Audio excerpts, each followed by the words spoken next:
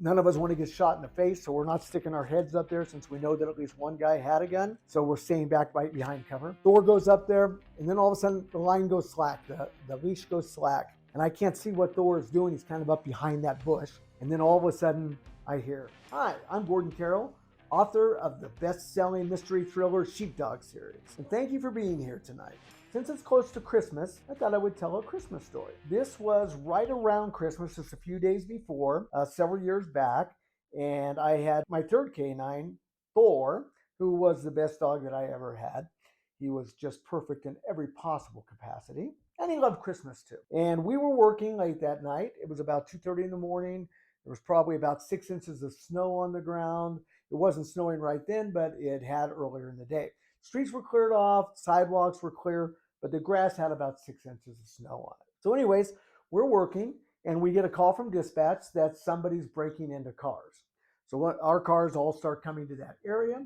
One of our cars gets close by and they actually see somebody jump out of a car carrying Christmas presents, jump into a silver truck on the passenger side, and the driver guns it and takes off. They start a pursuit, but they lose them. So the car is now somewhere in that area. This is in Colorado, around the area of Quebec and Dry Creek in that general vicinity. And so other cars get in the area and they start looking around, trying to find them. One of our other cars actually picks them up about a quarter of a mile north, Dry Creek, a little bit east of Quebec. And so they start to chase him, but the guy starts blowing stop signs, goes up onto a Rapo road, goes through a red light. So our cars call off the pursuit because it's not serious enough of a crime for them to continue in a pursuit where somebody might get hurt.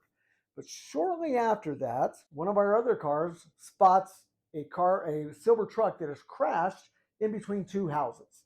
And they're on a cul-de-sac. So the houses are like this. And he's right in the corner. He's crashed right through there and crashed into the garage of one of the houses. The other house is not hit, but it's very tight in there. There's a fence on the other side, and there's some kind of a big bush tree plant that goes up about 8 or 10 feet. The truck is wedged up against that, partly crashed into the garage of the house. Hasn't actually broken into the garage, but has damaged the brick there. I get there as fast as I can, and I'm actually the second deputy on scene. So the first deputy that got there, he goes to the driver's side. And I go to the passenger side and we open the doors, we check inside. It's clear there's no bad guys in there, but I do find a pistol on the floorboard of the passenger side, which tells us right there that they're armed, or at least they were.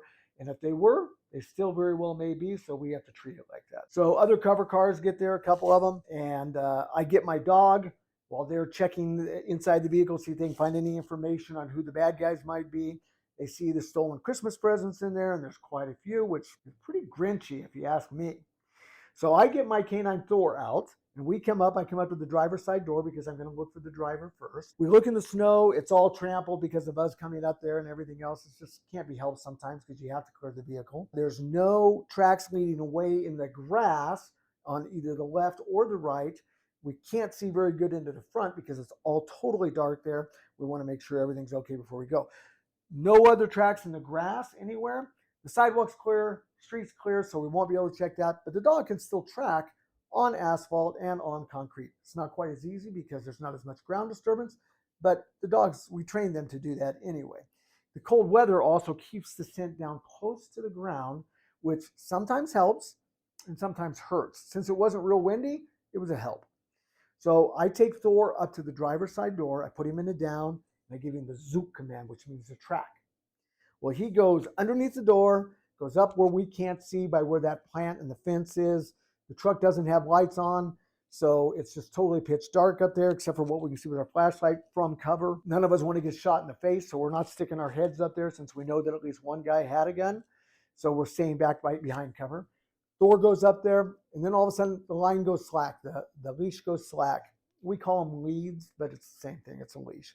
It's a 15-foot leash that goes for the dog that keeps them close enough for us to be able to keep control of, but far enough for them to be able to have a little bit of freedom and find what they're looking for. So the lead goes slack, and I can't see what Thor is doing. He's kind of up behind that bush.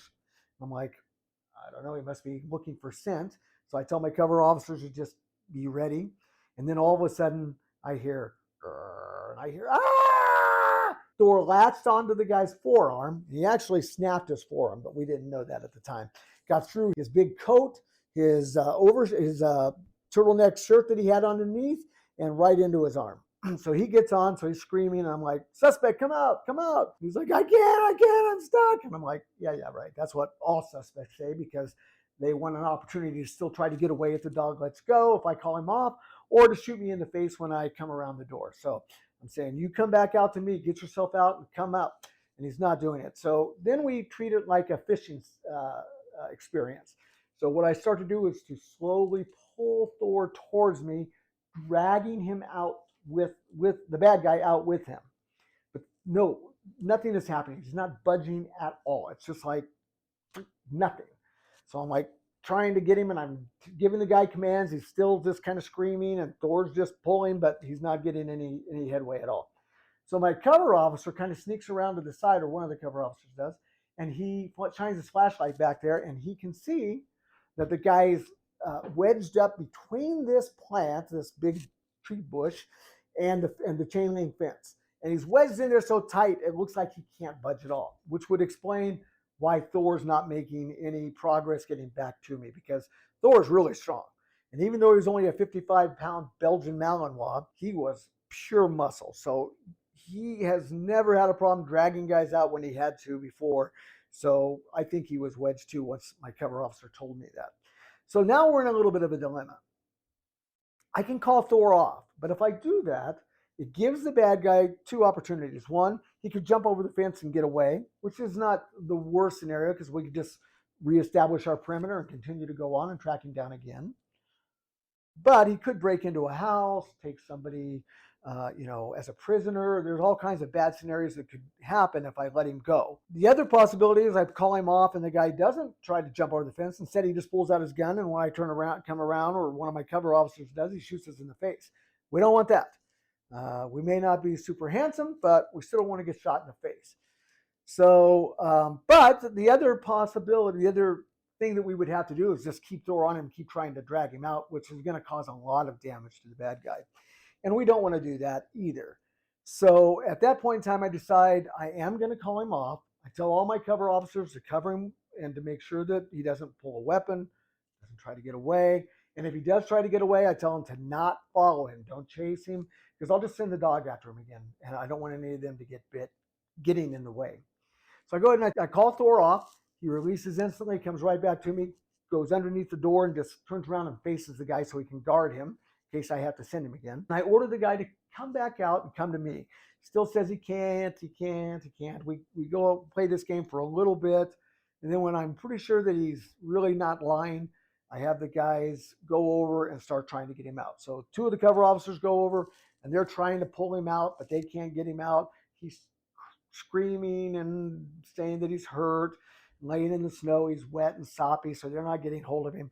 So I go ahead and I take Thor back and I put him in my car while other cover officers guard that side, shining their flashlights as much as they can over the door to see him.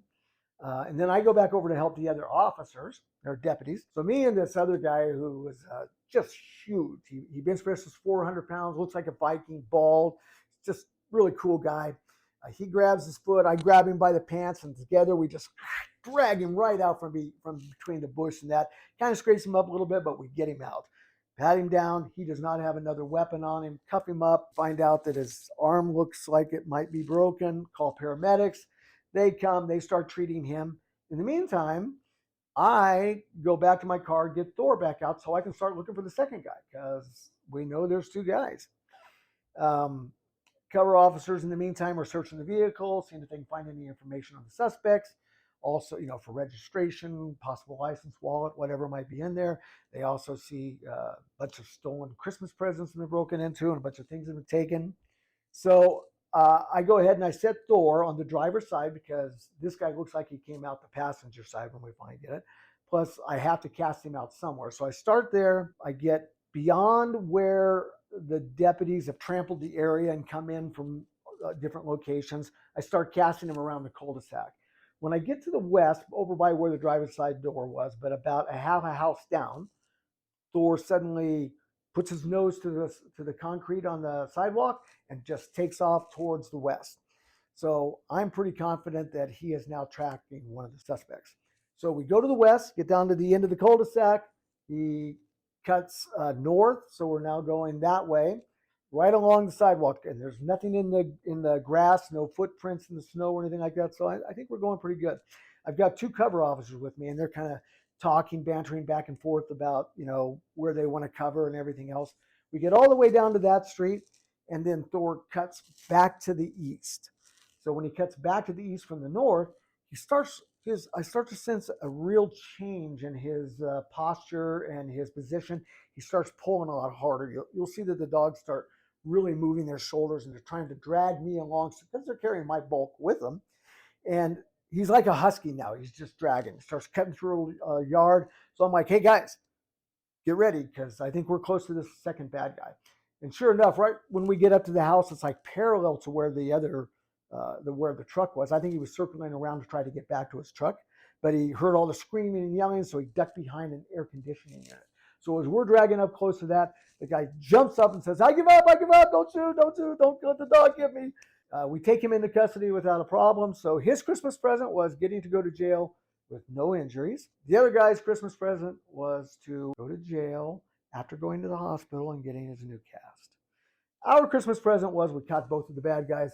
We got the Christmas presents back to the cars, and there were about 30 cars they had broken into. So they had hit a lot of cars.